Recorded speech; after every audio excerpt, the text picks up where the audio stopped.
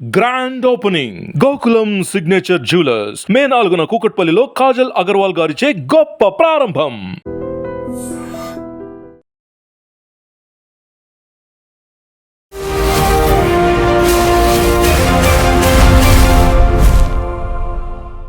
నమస్తే, welcome to I dream social spotlight with Kavitha. Folk singer Janu Lyri ఒక selfie video తీసింది. సూటిపోటి మాటల్ని భరించలేకపోతున్నాము, సోషల్ మీడియాలో విపరీతమైనటువంటి ట్రోల్స్ వస్తున్నాయి, సూసైడ్ చేసుకుందామనే ఆలోచనలు వస్తున్నాయి అని తను ఒక వీడియో చేసింది. అదొక సంచలనంగా మారింది. ఎందుకని సోషల్ మీడియాలో ఇంత వికృతమైనటువంటి కామెంట్లు వస్తున్నాయి? మనతో పాటుగా ఉన్నారు సోషల్ యాక్టివిస్ట్ కృష్ణకుమారి గారు. అమ్మా నమస్తే. సో నిన్న తను చేసినటువంటి ఒక వీడియో చాలా సంచలనం కలిగించింది. ఆ వీడియో చేసిన తర్వాత కూడా చాలామంది ఇంకా ఎందుకు బతుకున్నావు చచ్చిపోక ఇలాంటి కామెంట్స్. సింగిల్ మదర్ అయ్యి ఒక కొడుకుని తనంతట తాను పెంచుకుంటున్నటువంటి ఒక యువతి, తను ఒక ప్రామిసింగ్ కెరీర్ ముందుంది, వెళ్ళాలి అనుకుంటున్న టైంలో సూటిపోటి మాటలు కావచ్చు, ప్రతిదానికి నెగిటివ్ కామెంట్స్ పెట్టడం అనేది యాక్చువల్గా ఒక సెలబ్రిటీ లైఫ్ అని కాదు, ప్రతి ఒక్కరిని వాళ్ళు ఏం చేస్తున్నారు అనేది తొంగి చూసి మరీ కామెంట్లు చేయడం. ఏ మెంటాలిటీ ఇది? ఏం మైండ్ సెట్ అసలు? ఇది ఒక వికృతమైన మనస్తత్వం, అంతకంటే ఇంక చెప్పడానికి ఏమీ లేదు. ఈ వికృతమైన మనస్తత్వంలో వీళ్ళు ఒక పోకిరీలుగా తయారయ్యారు. వీళ్ళని అంతర్జాల పోకిరీలు అంటారు. వీళ్ళ పని ఏంటి అంటే వీళ్ళ ఐడెంటిటీని వీళ్ళు ఎప్పుడు బయట పెట్టుకోరు. ఫోటోలు కూడా దొంగ ఫోటోలు పెడతారు, దొంగ ఐడీలు పెడతారు, పేర్లు అన్నీ ఫేక్ పెట్టి ఇష్టం వచ్చినట్టు మాట్లాడతారు. అయితే మొన్న ఈ మధ్య నేను వక్ఫ్ బిల్లు గురించి మాట్లాడితే నాకు కింద కామెంట్లు ఏం పెట్టారంటే, ఈవిడ ఎవరో తురకలకు పుట్టుంటుంది అని పెట్టారు. కానీ నేనేమి ఒక్క క్షణం కూడా నేను బాధపడలా. ఎందుకంటే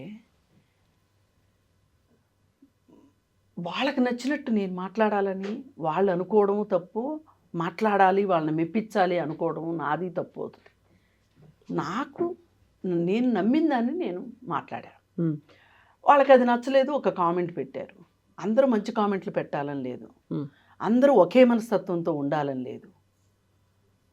కానీ ఇది నా పర్సనల్ లైఫ్కి సంబంధించింది కాదు. అవును, అది ఒక పబ్లిక్ లైఫ్కి సంబంధించింది కాబట్టి నేను అంత నిబ్బరంగా మాట్లాడగలిగా. మీ అభిప్రాయం మీద వాళ్ళ ఒపీనియన్ అది.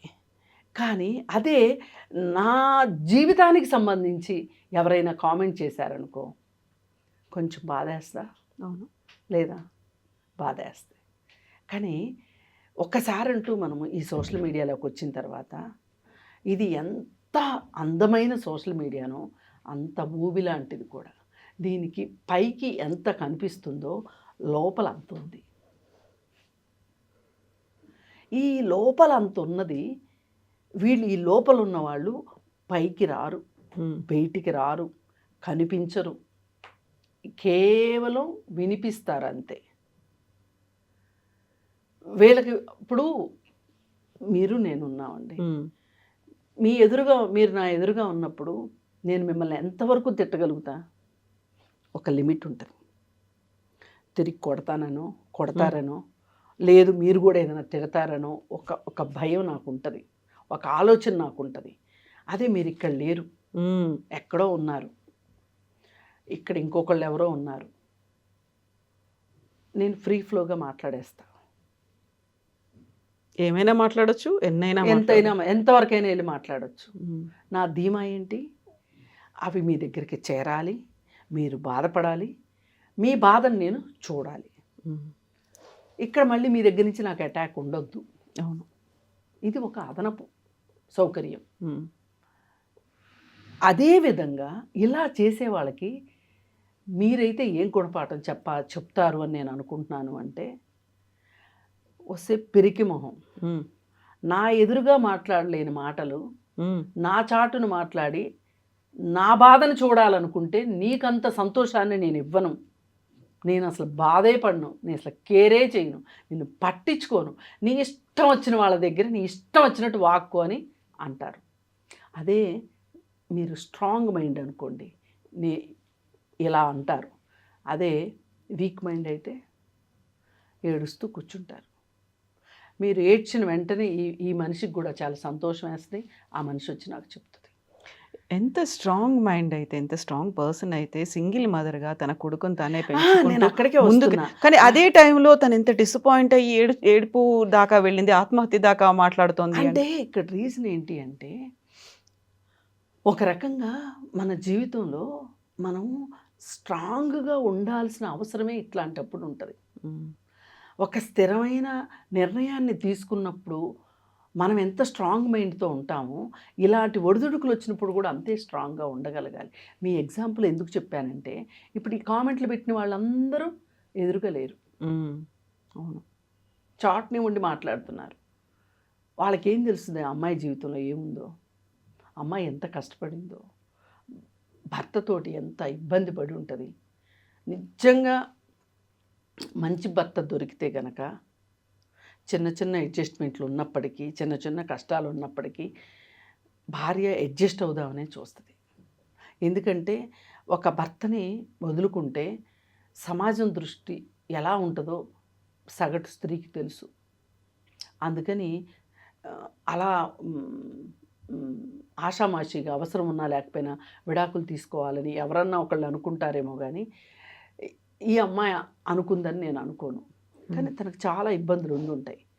వీళ్ళకి కూడా ఏంటంటే గ్రోత్ సడన్ గ్రోతే ఇవి. అంటే కొన్ని సంవత్సరాల పాటులో వచ్చినప్పటికీ కూడా ఊహించని గ్రోతు.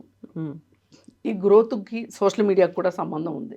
ఇవాళ ఇంత సోషల్ మీడియా ఉంది కాబట్టి ఇంతమందికి తెలిసింది జానులరీ. లేకపోతే ఎంతమందికి తెలుస్తది? హ్మ్. ఇంతకుముందు సోషల్ మీడియా లేకముందు ఎంతమంది జానపద కళాకారులు లేరు? వాళ్ళందరూ ఇంత ప్రపంచానికి తెలిసారా? లేదు కదా! మళ్ళీ ఇదే సోషల్ మీడియా ఆవిడని బాధపెట్టింది. ఇదే సోషల్ మీడియా చాలా సార్లు సంతోషపెట్టింది తనని.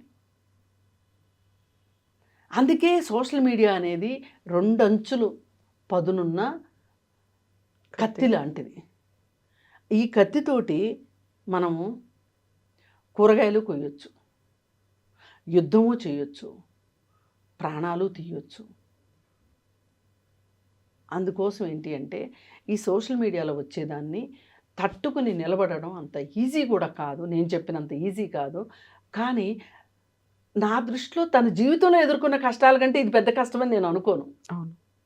తన జీవితమే చాలా పెద్ద కష్టం. ఎందుకంటే కేవలం తను ఒక హౌస్ వైఫ్‌గా ఉండి ఒక సింగిల్ మదర్‌గా ఉండడం వేరు. ఒక బాబుని పెంచుకుంటూ ఉండడం వేరు. తను ఒక ప్రొఫెషనల్‌గా ఈ ప్రపంచంలో తనదంటూ ఒక ముద్ర యేసుకుని మళ్ళీ సింగిల్ మదర్‌గా ఉండడం వేరు. ఇక్కడ చాలా ఇబ్బంది అనేది ఉంటది. ఇబ్బంది ఎలా ఉంటది? ఇంతకుముందు ఆమె ఢీ షోలో విన్నరు. ఈ విన్నర్ అయినప్పుడు అక్కడ ఆ న్యాయ నిర్ణేతల్లో ఎవరో ఒక న్యాయ నిర్ణేత ఈమె పట్ల పక్షపాతంగా వహించి ఈవిని విన్నర్ని చేశాడు అనేది అది ఒక రకం ట్రోలింగు. అది అయిపోయిన తర్వాత ఆ ట్రోలింగ్ నుంచి తప్పించుకోవాలి అనుకుని అసలు నిజంగా ఈ అమ్మాయి ఇంకొక అతను ఈమె కలిసి జీవితం పంచుకోవాలనుకుంటున్నారు. అయితే ఈ సంగతి చాలామందికి తెలియదు. తెలియక అది ప్రచారంలోకి తీసుకొచ్చారు. ఆ ప్రచారానికి దెబ్బ కొట్టాలి అంటే గండి కొట్టాలి అని వీళ్ళు ఈ పెళ్లి విషయం తీసుకొచ్చారు. అప్పుడైనా నోరు మోస్తారని. అయినా ఆగలేదు. ఆగపోయేసరికి ఆ అమ్మాయి హతాశురాలైపోయి ఏడుస్తూ డిప్రెషన్లోకి వెళ్ళిపోయి ఆ అమ్మాయి పెట్టింది. జాను ఏడిస్తే మీకే కావాలి, నవ్వితే మీకే కావాలి, చీర కట్టుకుంటే మీకే కావాలి, మేకప్ వేసుకుంటే మీకే కావాలి అని చాలా బాధపడుతూ ఒక సుదీర్ఘమైన పోస్ట్ ఒకటి పెట్టింది. ఆ పోస్ట్ పెడితే నేను నిన్న వేరే చోట ఎక్కడో మాట్లాడుతూ నేను ఒకటే చెప్పాను. ఏనుగులు వెళ్తుంటే కుక్కలు అరుస్తాయి, కానీ కుక్కలు వెళ్తుంటే ఏనుగులు అరవు. నువ్వేంటో నీకు తెలుసు, ధైర్యంగా ఉండు. ఎవరేం మాట్లాడుకున్నా నీ వ్యక్తిగత జీవితం గురించి ఇంకొకళ్ళు మాట్లాడడానికి వీల్లేదు. మాట్లాడుతున్నారు అయినప్పటికీ చొరవ తీసుకుని వాళ్ళని నువ్వు పట్టించుకోవక్కర్లేదు. నేనే కాదు చాలామంది మాట్లాడారు ఆ అమ్మాయికి సపోర్టివ్గా. ఆ అమ్మాయి దాంతో కొంచెం స్థిమితపడి ఆ అమ్మాయి ఈరోజు నిన్న నేను పెట్టిన పోస్ట్కి కొంచెం బాధలో ఉండి ఆ పోస్ట్ పెట్టాను. నేను ఇప్పుడు బాగున్నాను, నాకు సహకారం ఇచ్చిన వాళ్ళకి, నాకు సపోర్ట్ చేసిన వాళ్ళందరికీ చాలా థ్యాంక్స్, నేను ఇప్పుడు బాగున్నానని ఆ అమ్మాయి పోస్ట్ పెట్టింది. అలాగే ఆ అమ్మాయి ఎవరితోటైతే జీవితం పంచుకోవాలనుకుంటుందో ఆ, దిలీప్ దేవగన్ అనే ఆయన కూడా వచ్చి సింగర్ ఆయన కూడా వచ్చి పెట్టారు. There is the matter. ఆ ఇద్దరు కలిసి ఉంటే మీకు వచ్చిన బాధ ఏంటి? అతను సిద్ధంగా ఉన్నాడు, ఒక బాబున్న మహిళతో ఉండటానికి అతను సిద్ధపడ్డాడు. మీకు నాకేం అభ్యంతరం ఉండాలి? వాళ్ళ ఫ్యామిలీలకు అభ్యంతరం లేదు, ఓకే చెప్పారు. అసలు ఇప్పుడు ఇవి చాలా కొత్తగా మాట్లాడుకుంటున్నారు, కానీ స్వాతంత్రోద్యమ కాలంలో చాలామంది బాల వితంతువుల్ని పెళ్లి చేసుకున్న స్వాతంత్ర సమరయోధులు ఉన్నారు. కమ్యూనిస్ట్ పార్టీల్లో వాళ్ళు కూడా బాల వితంతువుల్ని, అలాగే ఒకళ్ళో ఇద్దరు పిల్లలున్న మహిళల్ని అంటే వితంతువులైన మహిళల్ని పెళ్ళిళ్ళు చేసుకుని జీవితాల్లోకి ఆహ్వానించిన వాళ్ళు ఉన్నారు. అలాంటిది ఇప్పుడు ఆ అబ్బాయి కూడా అనుకుంటున్నాడు, ఏమి బాబుంటే ఏమైంది అని. వాళ్ళు కలిసి ఉండాలనుకుంటున్నారు. మనకి ఇష్టమైతే, మనకు సంతోషం అనిపిస్తే వాళ్ళకి శుభాకాంక్షలు చెప్పాలి, విషెస్ హ్యాపీగా ఉండండి అని. అసలు మీకు నచ్చడానికి మీరెవరు, నచ్చకపోవడానికి మీరెవరు? అసలు ఆమె జీవితంతో మీకేంటి పని? ఆమె డాన్స్ వేసింది, మీకు నచ్చితే చూడండి, లేకపోతే లేదు. ఆమె పాట పాడింది, నచ్చితే వినండి, లేకపోతే లేదు. ఇప్పుడు అతను కూడా సింగర్ కాబట్టి నచ్చితే వినండి, లేకపోతే లేదు. అంతకంటే మీకేంటి ప్రమేయం వాళ్ళ జీవితాల్లో? ఎందుకంటే ఇవాళ ఎవరి జీవితాల గురించి వాళ్ళు బాగు చేసుకోవటానికో, వాళ్ళ జీవితానికి ఏం కావాలో తెలియక ఈ సోషల్ మీడియాలో పడి కొట్టుమిట్టాడుతున్నారు చాలామంది. ఇదే అసలు జీవితం అనుకుంటున్నారు. ఈ ఒక్క 3 అంగుళాలు ఉంటుందో 4 అంగుళాలు ఉంటుందో ఈ ఫోను, అదే ఒక టచ్ స్క్రీను ఇలా వేలు పెట్టేసి ఇలా ఇలా ఇలా ఇలా అనేసేసి ఫోన్ చూసేసి ఈ ఫోన్లోనే జీవితం అనుకుంటున్నారు.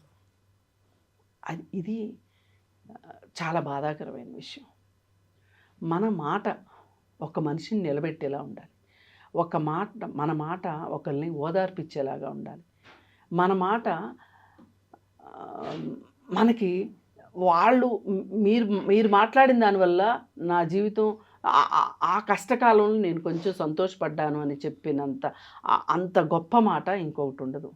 ఈరోజు పొద్దున్నే నాకు ఒక ఆమె ఫోన్ చేసింది, నేను మర్చిపోయాను ఆవిడని. ఫోన్ చేసి, అమ్మ నేను పలానా అంది. చెప్పండి, నేను గుర్తుపట్టలేదు అంటే, నేను సంగారెడ్డి నుంచి మాట్లాడుతున్నాను,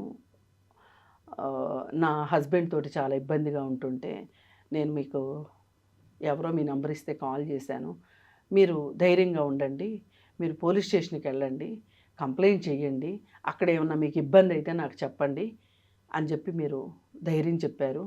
మీరు ఆ రోజు నాకు ధైర్యం ఇవ్వకపోతే నేను అసలు పోలీస్ స్టేషన్కి వెళ్ళేదాన్ని కాదు. పోలీస్ స్టేషన్కి వెళ్ళిన తర్వాత మా హస్బెండ్ వాళ్ళు మేము మ్యూచువల్ సైన్ చేసుకొని ఇంకా ఈ కేసులు ఈ కొట్లాట్లు ఎందుకులే అని మ్యూచువల్ డివోర్స్ తీసేసుకున్నాము. నిన్ననే నాకు డివోర్స్ వచ్చింది.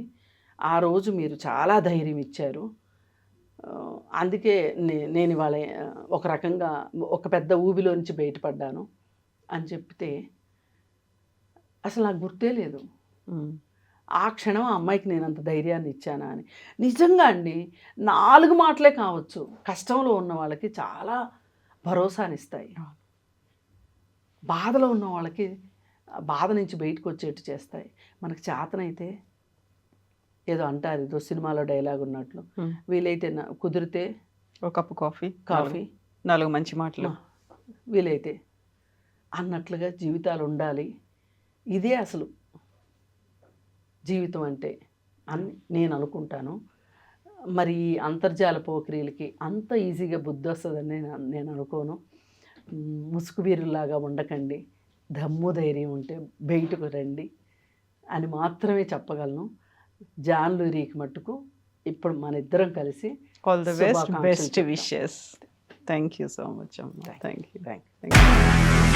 నిజంగా ప్రస్తుతం ఉన్నటువంటి సమాజం దేనికి ప్రయారిటీ ఇస్తుంది? ఆర్థిక సంబంధాల చుట్టూ మాత్రమే తిరుగుతుంది. మళ్ళీ ఎన్నికలంగానే చాలా విరక్తి కలుగుతాను. మంచి అనిపిస్తుంది కదా, లేడీస్ కూడా ఛాలెంజింగ్ జాబ్స్ చేసినప్పుడు చాలా బాగుంటది. ట్రాఫిక్ అసిస్టెంట్స్ గా నియమించిన ట్రాన్స్జెండర్స్ అందరితో సాల్యూట్ చేయించుకుంటున్నారు. ఫుడ్ డెలివరీ ఇవ్వటానికి వెళ్ళినటువంటి డెలివరీ బాయ్ అనిల్ పై కళ్ళ ముందు